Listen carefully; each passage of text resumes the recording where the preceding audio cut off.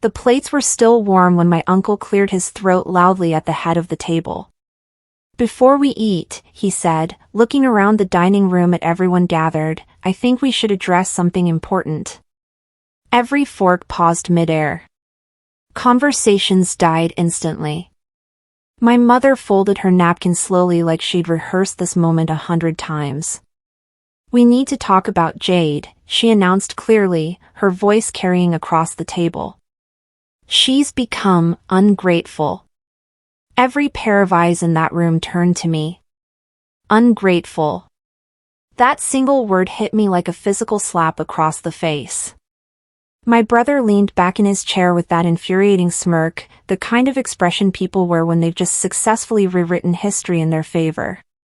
My sister nodded along seriously, like she was witnessing some kind of intervention. My father looked uncomfortable but said nothing.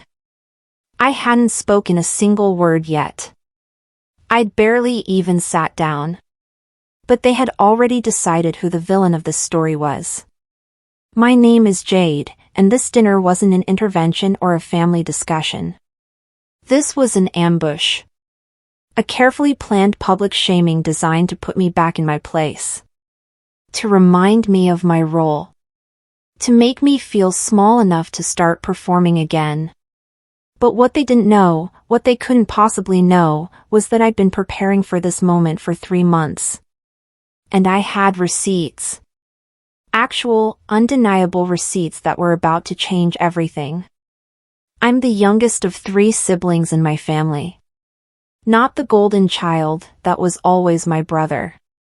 Not the troublemaker, my sister owned that role proudly. I was just the responsible one. The reliable one. The one who quietly handled things while everyone else lived their lives. I paid my own way through college working 2 jobs. I sent money home when things got tight for my parents. I loaned my siblings cash they never paid back. I babysat. I drove people to appointments. I showed up when called. My family saw that reliability is infinite, like I was a resource they could access anytime rather than a person with my own limits and needs. Growing up, whenever my siblings needed something, I was the solution. Need rent money? Ask Jade. Need a ride at 2 in the morning? Call Jade. Need someone to watch the kids last minute? Jade will do it. Need someone to mediate a family argument? Jade can fix it. I loaned money I couldn't afford to lose. I drove when I was exhausted. I fixed problems that weren't mine. I covered for people who never returned the favor. And I stayed quiet about all of it. Some families have a scapegoat who gets blamed for everything. Some have a hero who gets all the praise. Mine had something different. They had a utility. A tool. An emotional support system wrapped in a person they called family. And I filled that role perfectly for years, never complaining, never asking for anything in return, never saying no. Until 3 months ago when everything changed. When I finally, for the first time in my life, couldn't help. And apparently, that one moment of limitation was enough to rewrite 28 years of sacrifice into a story about ingratitude. 3 months ago, my mother called me sobbing hysterically. I was at work, dealing with my own crisis. My car had just failed inspection and needed $1,500 in repairs I didn't have. "Your brother's going to lose his house," she cried into the phone. The bank sent a final notice. He needs $8,000 by the end of the month or they're foreclosing. Can you help him? Please? My stomach dropped. I checked my bank account right there in my car during my lunch break. I had $900 total. Rent was due in 5 days. I had medical bills from emergency surgery 2 months earlier, surgery that cost me $3,000 out of pocket even with insurance. Surgery that no one in my family had even visited me for or called to check on afterward. I was drowning financially myself. Mom, I can't help this time, I said as gently as I could. I don't have it. I'm barely making it myself right now. The silence on the other end was deafening. Then she exhaled like I'd physically slapped her across the face. Well, she said, her voice suddenly cold and sharp, I guess we know where your priorities are now. She hung up without saying goodbye. I sat in my car shaking, feeling guilty even though I knew I had nothing to feel guilty about. I thought that would be the end of it. That she'd be upset for a few days but eventually understand. I didn't know the family group chat was about to explode with messages I wasn't supposed to see. Messages that my cousin accidentally forwarded to me thinking she was sending them to someone else. Messages where my siblings were calling me selfish, cold, ungrateful, heartless. Ungrateful, after years of holding everyone else together. I didn't respond to any of them. But I saved every single message. Screenshot after screenshot. All of them. 2 weeks after that phone call, I received a formal dinner invitation from my mother. Family gathering, the text said. We need to talk about some things. Please come. It's important. Every instinct told me not to go. But I went anyway, telling myself maybe they wanted to apologize. Maybe they'd realized how unfair they'd been. I arrived at my parents' house right on time, walking into a dining room where everyone was already seated. My brother. My sister. My uncle. My aunt. My parents. All of them looking at me with expressions I couldn't quite read. We made awkward small talk while my mother brought out food. Then, just as everyone started filling their plates, my uncle cleared his throat. That's when the ambush began. My father looked at me with disappointment written across his face. Your mother tells us you refused to help your brother when he needed you most. After everything this family has done for you over the years? My sister shook her head dramatically, like she was watching a tragedy unfold. You never show up anymore, Jade. You only care about yourself now. Show up? I'd shown up so consistently, so reliably, for so many years that I'd forgotten what my own life even looked like. I'd sacrificed my own financial security, my own time, my own energy, over and over again. But they didn't want the truth. They wanted a story that made sense to them. A story where I was the selfish one. The ungrateful one. The problem. So I let them finish. I let them paint me as the villain in their carefully constructed narrative. My brother talked about how I'd changed. My mother mentioned how I'd become distant. My sister listed all the ways I'd apparently failed the family. And then, when they'd finally run out of accusations, I calmly reached for my phone sitting on the table beside my plate. This is the moment everything shifted. The room went completely still when I picked up my phone and unlocked the screen. Every eye was on me now, but the energy had changed. They were expecting tears, maybe. Or anger. Or a defensive explanation. What they got was something else entirely. I'm going to play something for you, I said quietly, my voice steady despite my racing heart. And after you hear it, you can decide whether I'm actually the ungrateful one here. I pulled up a voice recording saved in my files. A single recording that lasted 4 minutes and 37 seconds. The one my sister didn't know she'd accidentally created when she pocket-dialed me 3 weeks ago while gossiping about me to my mother. I'd been about to delete the voicemail when I heard my name. I kept listening. And what I heard made me save every second of it. I hit play and turned the volume up. My sister's voice filled the dining room, crystal clear and unmistakable. Jade always thinks she's better than us, she was saying. She never actually helps unless it benefits her somehow. Honestly, she's completely useless when we actually need her for something real. Then my mother's voice responded, and I watched her face drain of color as she heard herself. She's become so selfish lately. We did everything for her growing up, and she gives absolutely nothing back to this family. My brother's voice came next. She deserves to feel guilty about this. Maybe then she'll start acting like she's actually part of this family instead of above it. The recording ended. Silence crashed into the room like a physical force. My father's mouth was slightly open. My uncle looked down at his plate. My aunt's hand covered her mouth. Then my father whispered hoarsely, "Those are your voices." My mother looked like all the air had been suddenly punched from her lungs. Her hands trembled on the table. My sister's face turned completely white, then red, then white again. And for the first time in my entire life, they had no script to hide behind. No prepared defense. No way to rewrite what they'd just heard themselves say. My brother started to speak. "Jade, I held up my hand. "Don't." My voice came out calmer than I expected. I set my phone down carefully on the table between us. "You called me ungrateful tonight.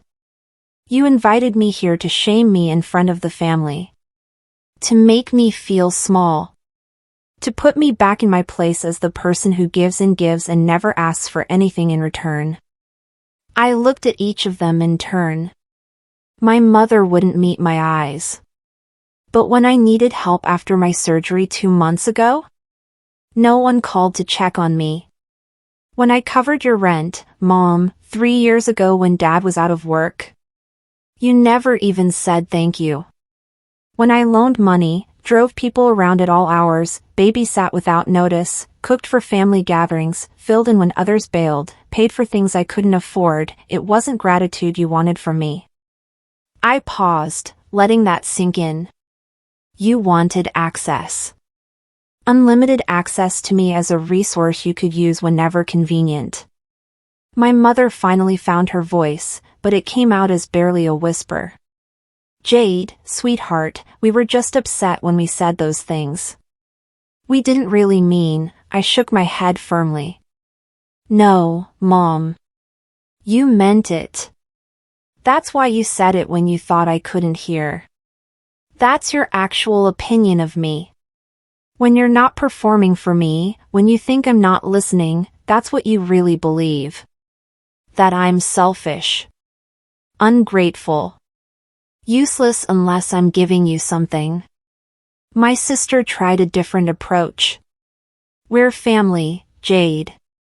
Family says things they don't mean sometimes when they're frustrated. You're taking this too seriously." I almost laughed. Too seriously? You organized an entire dinner just to publicly shame me. You coordinated with each other to make sure I felt as small as possible. That's not frustration. That's calculated.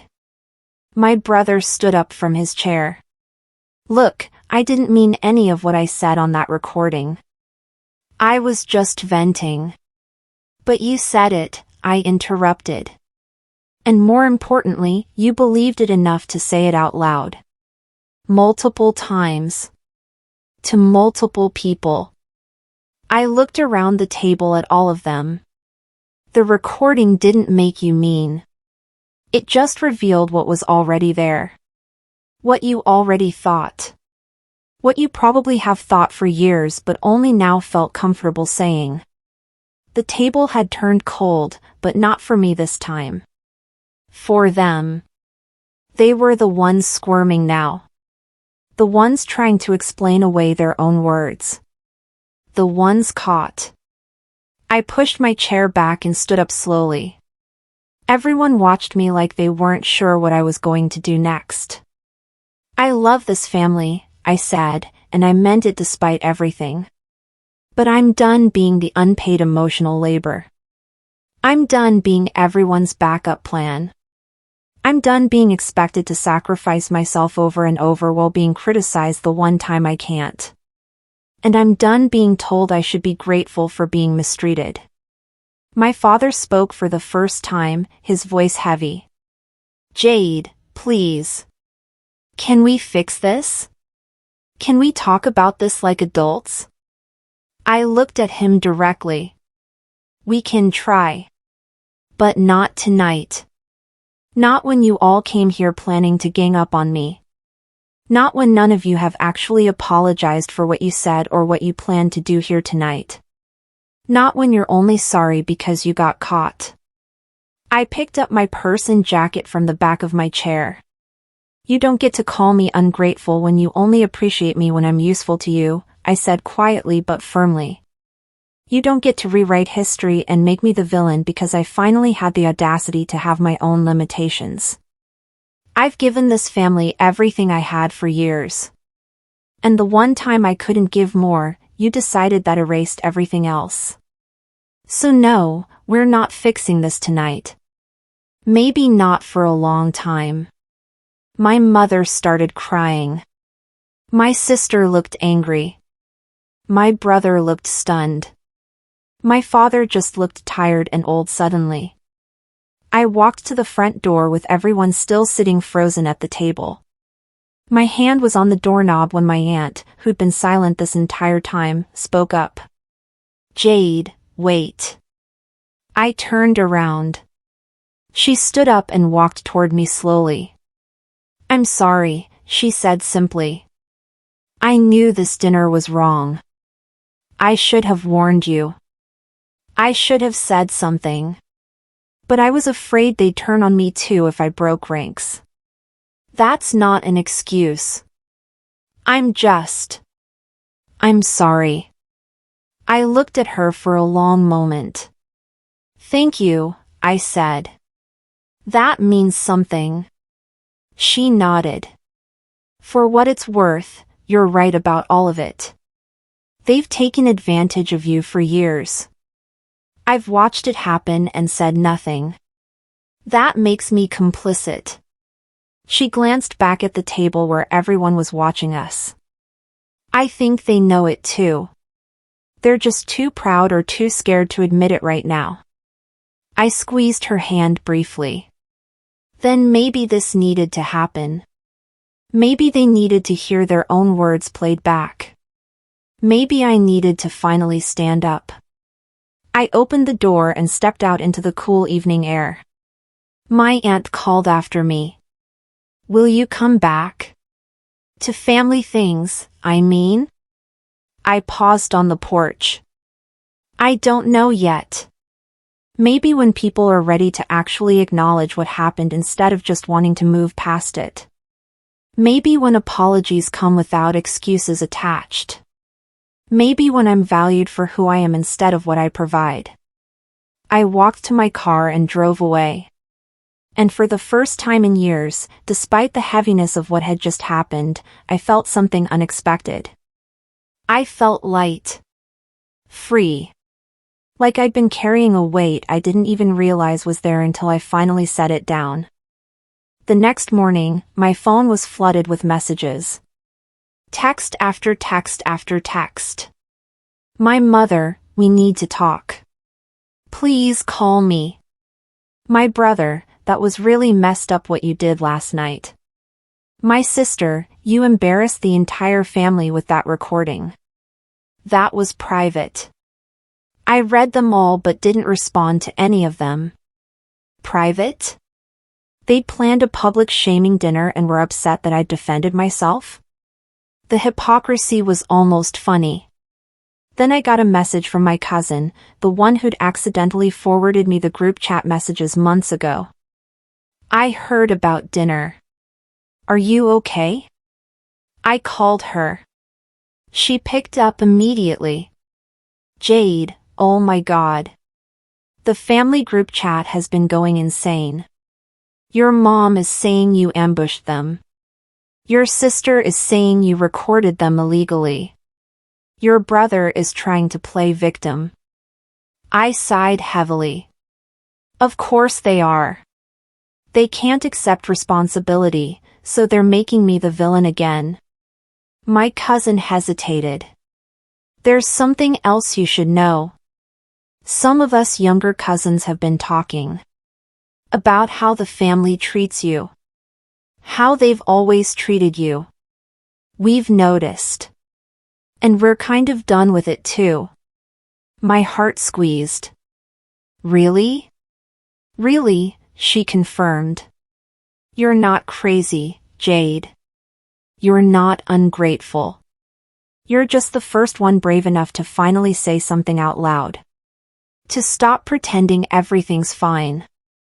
And honestly, a lot of us have been waiting for someone to do that. 3 days after the dinner, my father showed up at my apartment. I almost didn't let him in, but he looked genuinely broken standing in my doorway. Can we talk? Just you and me? I let him inside. We sat on opposite ends of my small couch, not speaking for almost a full minute. Finally, he broke the silence. Your mother is devastated. Your siblings are angry. But I've been doing a lot of thinking the past few days. He looked at his hands. I think I owe you an apology. A real one. Not the kind where I apologize and then explain why what you did was also wrong. Just an apology. I waited, not making this easy for him. He deserved to sit in this discomfort. You were right, he said quietly. We've used you. We've taken you for granted. We've expected you to always be available, always willing, always giving. And the one time you couldn't, we punished you for it. That's not family. That's exploitation. Tears ran down his face. I don't know when it started. When you became the person we called instead of the person we cared for. But it happened. And I let it happen. I watched your mother guilt you. I watched your siblings take advantage. And I said nothing because it was easier. Because you always handled it. You never complained. He looked up at me finally. That recording was hard to hear. But it was necessary. We needed to hear ourselves. To understand what we'd become. I felt my own eyes burning. Thank you, Dad. That actually means something. Over the following weeks, things slowly began to shift. My mother eventually called, and we had a long, painful, honest conversation where she actually listened instead of defending. My sister sent a genuine apology text, short, but real. My brother took the longest. He couldn't seem to let go of his pride. But even he eventually reached out, admitting he'd been unfair. The word I would have chosen was cruel, but it was a start. The family dynamics didn't magically fix overnight. That's not how real life works. But boundaries were established. I stopped being the automatic first call when someone needed something. I stopped feeling guilty for saying no. I stopped performing the role they'd assigned me. And surprisingly, the family didn't fall apart. People figured out how to solve their own problems. They learned to ask instead of demand. They learned that relationships require reciprocity, not just extraction. My aunt became an unexpected ally, backing me up when others tried to slip back into old patterns. Some of my younger cousins started speaking up too, refusing to fill the utility role I'd vacated. The family had to recalibrate. Had to learn how to function without someone they could take from endlessly. It was uncomfortable for them. But necessary. And slowly, grudgingly, things became healthier. Not perfect. Not even close. But better. More honest. More balanced. 6 months after that dinner, we had another family gathering. This time for my grandmother's birthday. I almost didn't go, but my father personally asked me to come. No ambushes, he promised. Just family. Real family. The kind where people actually care about each other. I went cautiously, ready to leave at the first sign of trouble. But something was different this time. People asked how I was doing. Actually asked, actually listened. My mother hugged me and whispered, "I'm proud of you for standing up to us." My brother approached me privately in the kitchen. "I've been thinking about what happened," he said awkwardly. "About that recording. About what I said." He cleared his throat. "I think I was jealous of you, honestly. You always had your life together. You were always capable. And when you couldn't help me, it felt like, I don't know, like you were abandoning me. But that's my issue, not yours. You didn't owe me that money. You didn't owe me anything. It wasn't a perfect apology, but it was honest. That counted for something. My sister was harder. She didn't apologize directly, but her behavior changed. She stopped making demands. Started asking politely. Accepted no without complaint. That was her version of an apology, I realized. Not words, but changed actions. I decided to accept it. Not everyone expresses remorse the same way. What mattered was that the behavior that hurt me had stopped. That the pattern had been broken. That I was no longer treated as a resource to be depleted. At that birthday party, my grandmother pulled me aside. She was 92 and sharp as ever. "I heard about the dinner," she said with a knowing smile. "The recording." I flushed. "Grandma, I didn't mean to cause," she waved her hand dismissively. "Nonsense. You did exactly what needed doing. I've watched this family take advantage of you for years. I've wanted to say something, but I figured you needed to find your own voice. Looks like you finally did." She squeezed my hand with surprising strength. People need to be shown their behavior sometimes. Told nicely doesn't always work. Your mother, your siblings, they're good people deep down. But they got comfortable with a system that benefited them. You disrupted that system. Made them uncomfortable. Made them face themselves. That's brave. She looked at me seriously. Don't you dare apologize for setting boundaries. Don't you dare feel guilty for demanding respect. You taught this family an important lesson. Some of them learned it. Some are still learning. But all of them needed it. I hugged her, feeling tears prick my eyes. "Thank you, Grandma. I needed to hear that." She patted my back. "You've always been my fighter. Quiet about it, but fierce underneath. Don't lose that. Don't let anyone convince you that standing up for yourself is the same as being selfish. It's not. It never was." That conversation healed something in me I didn't even realize was still wounded. Validation from someone who'd watched everything unfold over years. Someone who confirmed I wasn't crazy. Wasn't ungrateful. Was just finally done being used. It's been a year now since that dinner. Since I played that recording. Since everything changed. The family still has its problems, all families do. But they're different problems now. Healthier ones.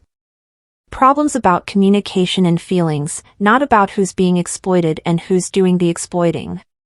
I'm not the family utility anymore. I'm just Jade. A daughter. A sister.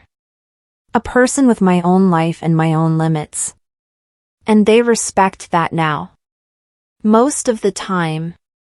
When they slip, I remind them. Gently but firmly. And they course correct. I used to think family loyalty meant endless forgiveness and infinite availability. Meant sacrificing yourself over and over because that's what love requires. But I know better now. Family isn't who demands from you constantly. Family isn't who only values you when you're useful. Real family is who values you even when you stop giving. Who respects your boundaries. Who understands that love flows both ways, not just in one direction until someone runs dry. If you've ever been called ungrateful for finally choosing yourself, for finally setting boundaries, for finally saying no, you're not alone. I see you. I understand. And I want you to know that standing up for yourself isn't selfish. It's self-preservation. It's necessary. It's brave. That recording saved my relationship with my family because it forced everyone to face an uncomfortable truth. Without it, we'd still be trapped in that toxic pattern, slowly destroying each other with resentment and unspoken expectations. Sometimes love means confrontation. Means making people uncomfortable. Means playing the recording they didn't know existed. And sometimes that's exactly what saves everyone. I don't regret what I did that night. Not for a single second. It was the moment I stopped being a doormat and started being a person. And that person? She's doing just fine. Better than fine, actually. She's free.